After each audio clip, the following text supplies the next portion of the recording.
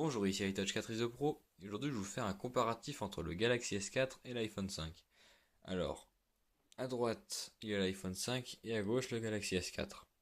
Alors déjà on voit que ce sont deux appareils complètement différents, donc déjà par la taille d'écran et la hauteur et la largeur. Donc déjà l'iPhone 5 c'est du 4 pouces l'écran et le Galaxy S4 c'est du 4,99 pouces. Alors, déjà, l'iPhone 5 est sous iOS 6 et le Galaxy S4 il est sous Android 4.2.2. Déjà ça c'est iOS et de l'autre côté sur le Galaxy S4 c'est Android. Donc là on va faire une mise à jour, voilà c'est à peu près bon. La qualité n'est pas exceptionnelle non plus, désolé, hein. Je peux pas faire mieux. J'ai baissé la luminosité sur les deux appareils. Alors, déjà on va faire une comparaison au niveau du design. Alors, déjà, la taille est pas du tout la même, comme je vous ai dit. Là, l'épaisseur, c'est à peu près la même, je crois. Je sais plus exactement sur les deux c'est quoi, mais ça doit être du 8 mm pour les deux, à mon avis. Ensuite, alors à l'arrière. À l'arrière, l'iPhone 5, il est en. Je sais pas exactement c'est quoi la matière, ça doit être de l'aluminium avec du verre.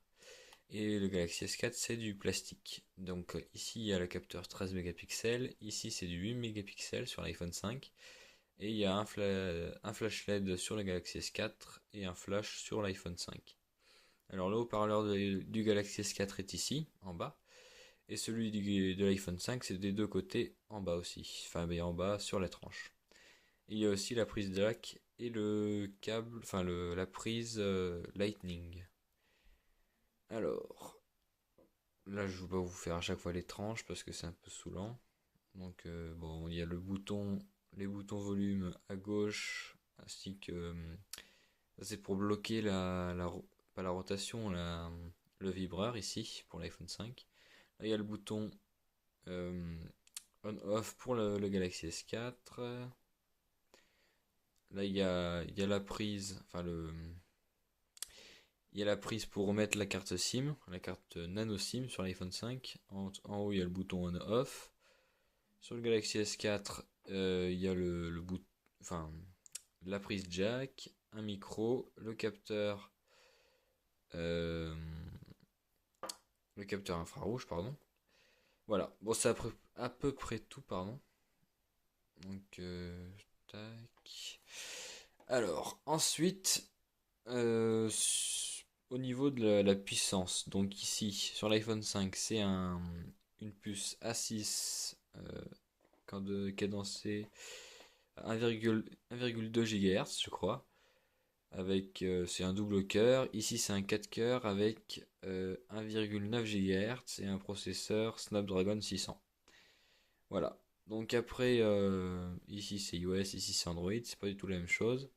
La taille d'écran non plus, c'est pas du tout la même chose.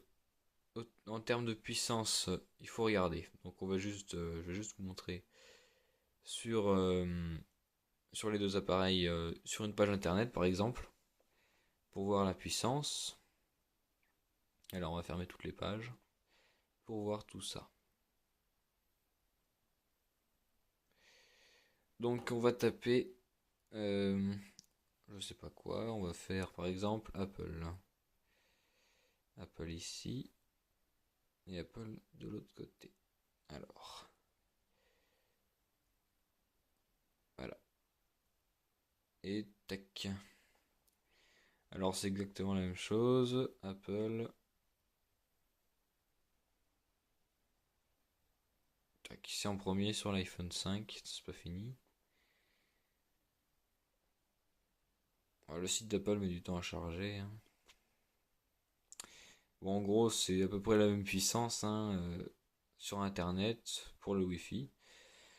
Et après pour les jeux, c'est la même chose. C'est peut-être un peu mieux sur l'iPhone 5. Et ensuite, bah voilà. Ensuite, là c'est Android, il y a enfin sur le Galaxy S4, il y a beaucoup plus d'options. iOS c'est plutôt fermé et bon, moi j'aime pas trop iOS, alors que Android j'aime bien, moi. Voilà. Donc ensuite, je crois que c'est à peu près tout pour le comparatif. Alors voilà. Je crois que j'ai à peu près tout dit, pardon, sur l'iPhone 5 et le Galaxy S4. Voilà. Bon, bah, c'était iTouch 4 Pro qui faisait un comparatif entre le Galaxy S4 et l'iPhone 5. Merci.